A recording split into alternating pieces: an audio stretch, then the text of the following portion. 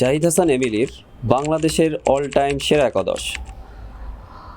আমি আসলে যতদূর পর্যন্ত খেলা দেখেছি এবং যাদেরকে চিনি, হ্যাঁ, তাদেরকে নিয়ে আসলে বাংলাদেশের সর্বকালের সেরা একটা একাদশ দাঁড় করিয়েছি। যার শুরুটা হচ্ছে গোলকিপার আমিনুল ভাই, মানে আমাদের আমিনুল হক। আমি রাইট ব্যাক পজিশনে রেখেছি হাসান আল মামুন ভাইকে। দুই সেন্টার ব্যাকে রেখেছি জুয়েল রানা এবং মনে মুন্না ভাইকে, এবং লেফট ব্যাকে রেখেছি মাসুদ রানা ভাইকে।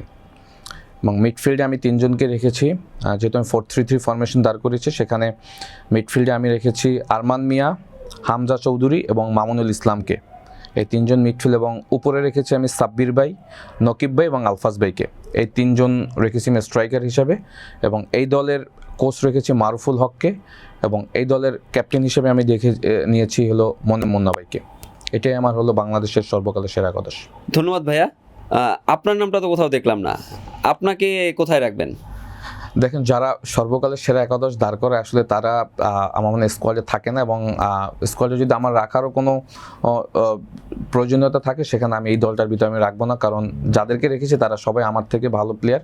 সুতরাং আমি বলবো যে আমার কাছে আমি যাদের খেলা দেখেছি, যাদের নাম শুনেছি, যাদের পারফরমেন্স আমার চোখের সামনে ভেসে উঠেছে, আমি তাদেরকে নিয়ে আসলে সর্বকালের সেরা একাদশটা দাঁড় করিয়েছি। সুতরাং এরাই আমার দেখা বাংলাদেশের সর্বকালের ইতিহাসের সেরা ফুটবলার আর কি। আরও আপডেট পেতে সাবস্ক্রাইব করুন আমাদের ইউটিউব চ্যানেল এবং ক্লিক করুন বেল আইকন। ফলো করুন টিকটক ও ফেসবুক পেজে।